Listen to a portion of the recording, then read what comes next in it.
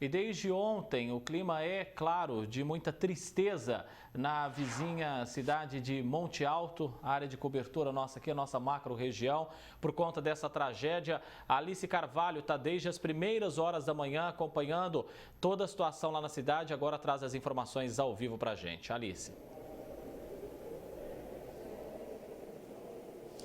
Oi, André, é isso mesmo. Monte Alto, que é conhecida como a cidade dos sonhos, tem vivido momentos muito tristes nas últimas horas, principalmente desde esse acidente que aconteceu ontem por volta das 5 horas da tarde. Como a gente está falando de uma cidade pequena, de 48 mil habitantes, todo mundo se conhece.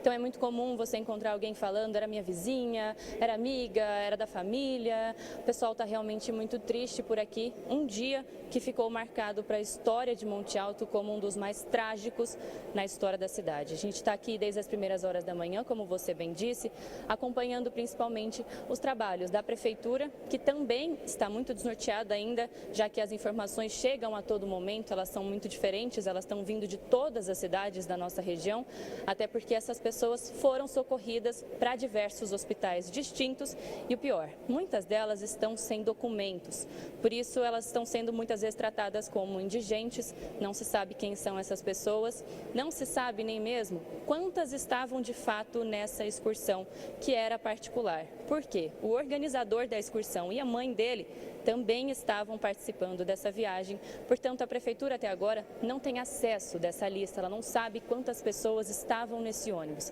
A informação inicial da polícia era de que eram 27 passageiros, o motorista também está internado, então ainda é muito incerto, é tudo muito difícil, André. A gente percebe, até conversamos agora há pouco com a prefeita Maria Helena, também com o vice, Dr. Joaquim, um trabalho que vem se arrastando durante toda a madrugada. Eles mal dormiram, só para você ter uma ideia, porque eles tiveram que montar um centro para receber as pessoas que estavam muito preocupadas com os familiares, com os vizinhos, com todo mundo que estava nesse ônibus e vinham buscar informações. Então eles concentraram tudo em um único local. A gente conversou com eles agora há pouco, vamos ouvir certinho o que eles disseram para a gente.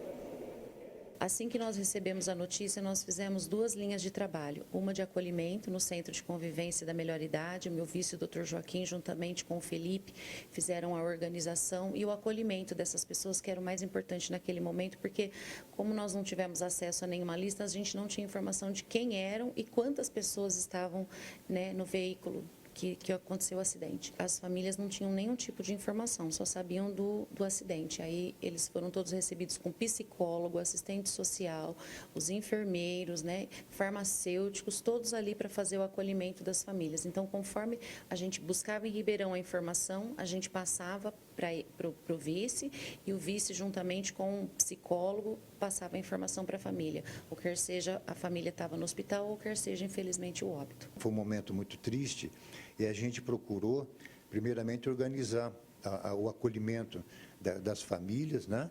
E mesmo porque notícias vinham sendo desencontradas na hora, né? A equipe do socorrista atende, coloca na ambulância e é procurada a primeira vaga que encontrar na região, né? Então, isso, eu creio que deve ter sido assim, a dificuldade maior de reconhecimento. Por quê? Porque espalhou-se na região inteira, né? Então, ficou essa dificuldade. E mesmo porque essas pessoas encaminhadas estavam sem documentos.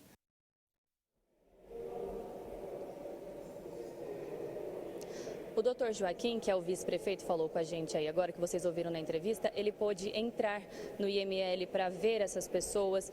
Ele falou sobre a situação que ele viu, uma coisa que ele nunca tinha visto na vida. Infelizmente, como chovia muito no momento do acidente, e a gente está falando de um ônibus que tombou no canteiro lateral da estrada, essas pessoas elas estavam com muito barro, a identificação até dos rostos dessas pessoas era muito difícil. As famílias que saíram daqui hoje cedo com uma van da prefeitura para ir até o IML de Ribeirão Preto, elas também enfrentavam essa dificuldade de saber se era mesmo ou não a pessoa, já que os rostos estavam desfigurados, era muito difícil de enxergar.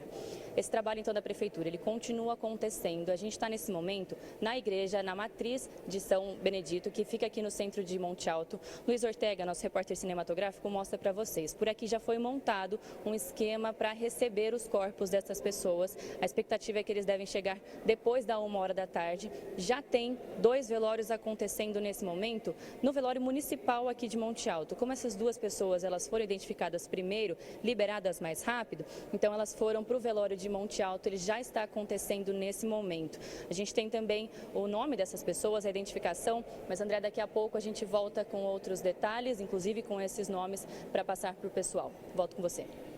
Obrigado, viu, Alice, pelas suas informações. Enquanto a Alice falava, a gente tem mostrado a todo momento aqui imagens desse terrível acidente. E só para agradecer aqui o pessoal do programa do Léo, que cedeu para a gente aqui algumas imagens, inclusive o programa do Léo que começa daqui a pouco, à 13h. O Felipe Urbinati está no nosso telão ao vivo com a gente aqui, porque os corpos, gente, foram trazidos para o IML aqui de Ribeirão Preto. E aí teve uma força-tarefa para o reconhecimento dessas vítimas fatais, até mesmo com a ajuda da própria Prefeitura de Monte Alto. O Felipe, então, traz as informações ao vivo para a gente. Felipe.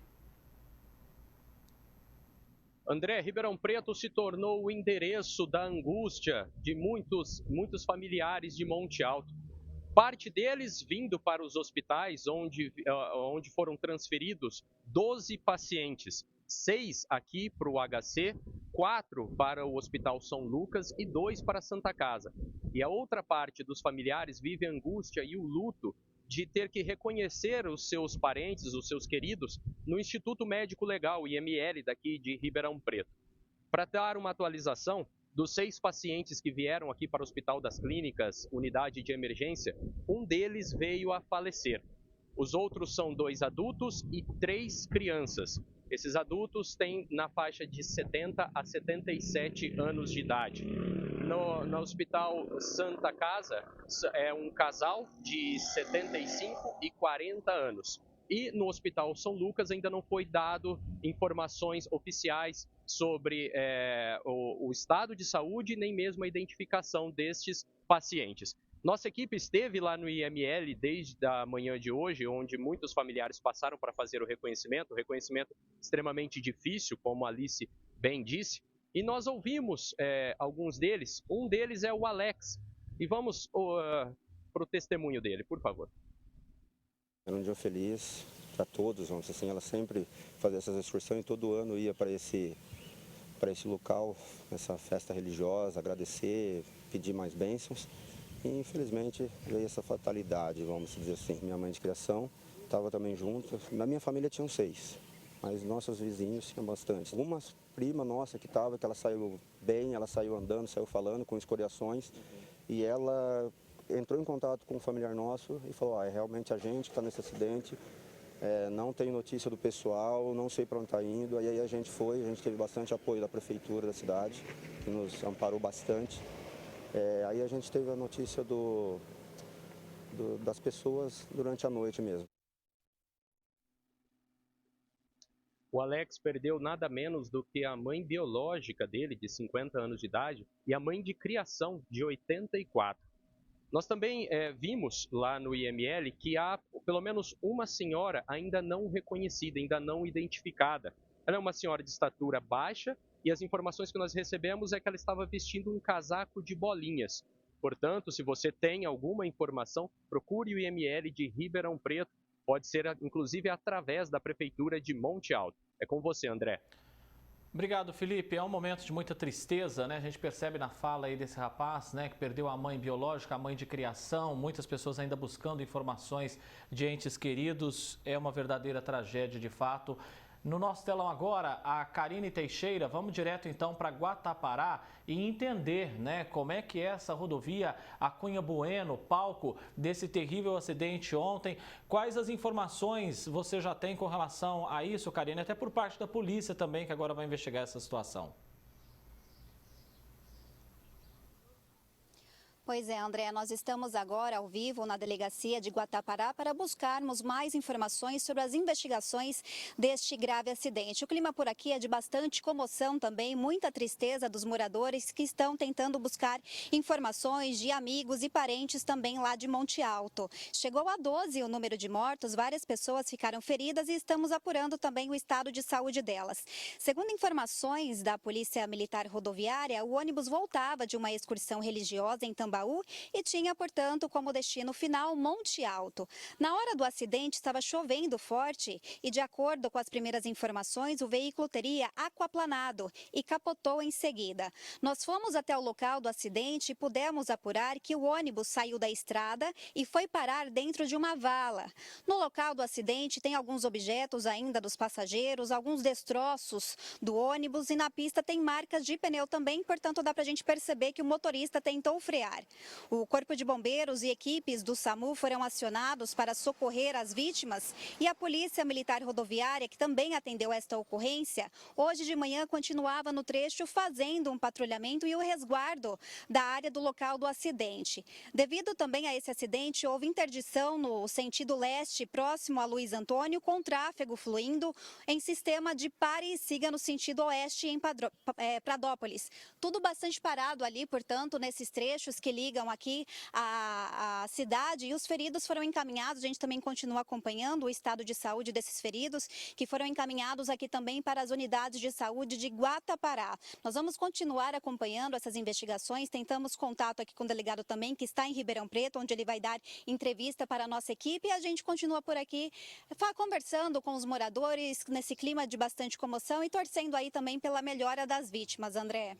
Obrigado, viu, Karine, pelas suas informações. A gente percebe, né, imagens ainda lá do local com muito o que sobrou ali, né, roupas dessas famílias, né, peças desse ônibus que ainda estão lá no local. A gente vai voltar a falar sobre isso, até porque muitas excursões fazem esse caminho diariamente, mensalmente, fazendo visitas aí à cidade de Tambaú, terra de Padre Donizete, infelizmente vitimando então toda essas pessoas aí que são de Monte Alto. A gente segue acompanhando no decorrer do jornal, a gente traz outras informações, inclusive. E voltamos novamente para acionar a Alice Carvalho, ela que está em Monte Alto, cobrindo a tragédia com um ônibus que resultou em várias mortes. Alice, alguns velórios já começaram por aí. Oi, André, é isso mesmo. Até agora, 12 mortes confirmadas. O único velório que começou aqui no velório municipal de Monte Alto é o da Dona Maria de Fátima Batistella Fumes. Ela está sendo velada nesse momento aqui, bem nessa sala atrás da gente. Vários familiares, amigos estão reunidos aqui. Luiz Ortega vai mostrar para vocês a movimentação aqui no local. Tem muita gente esperando para prestar essa homenagem para essas pessoas que estavam envolvidas nesse trágico acidente envolvendo um ônibus na rodovia Cunha Bueno, em Guatapará. O que a gente sabe, André? Até agora foram 8 vítimas identificadas. Uma delas, a Dona Maria de Fátima, que já está sendo velada aqui. Outros 2 corpos ainda vão chegar aqui no velório municipal. O da Dona Josefa Jovina dos Santos e também o da Dona Tereza Amélia Salles dos Santos. As outras pessoas que já foram identificadas vão para Matriz de São Bom Jesus, que fica lá no centro da cidade, onde a prefeitura armou um esquema para fazer o velório delas, lá dentro mesmo da Matriz. São elas: Maria Aparecida dos Santos, Paulo dos Santos, Idalina Ribeiro Neves, Lindalci Ribeiro da Silva e Edna de Fátima Ducati.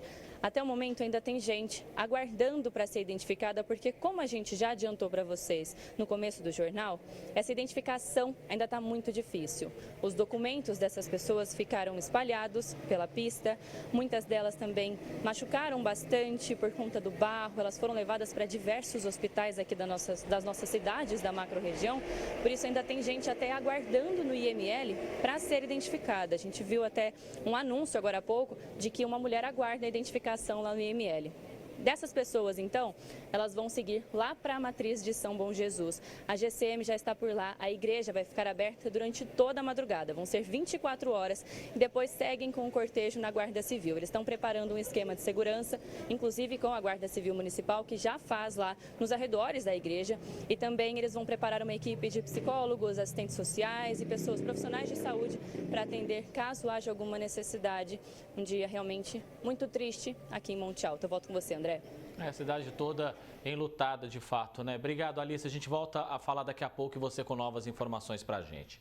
Vamos acionar agora o Felipe Urbinati, aqui ao vivo de Ribeirão Preto. Ribeirão Preto que recebeu corpos no IML e também feridos que estão espalhados por vários hospitais da cidade. Felipe, quais as novas informações, as últimas informações que você tem sobre essa tragédia? André, nós falamos agora há pouco com o delegado seccional de Ribeirão Preto, Dr. Sebastião Piscinato. Ele nos disse que há prioritariamente duas frentes da Polícia Civil. Uma delas é para agilizar a liberação dos corpos que estão no IML, para conferir aí pelo menos um pouco de dignidade na despedida dos familiares lá de Monte Alto. A outra frente busca imediatamente realizar perícias na pista para não perder os elementos que podem trazer mais lucidez, mais luz para o caso e identificar o que realmente aconteceu para que o acidente ocorresse ali na região da rodovia Cunha Bueno. O que se sabe é que, no momento, o caso é tratado como um homicídio culposo, onde não há intenção de matar, mas não se descarta eventual dolo, que é quando se há ou a intenção ou se assume o risco de matar. Neste caso, todos os elementos serão considerados na investigação da Polícia Civil.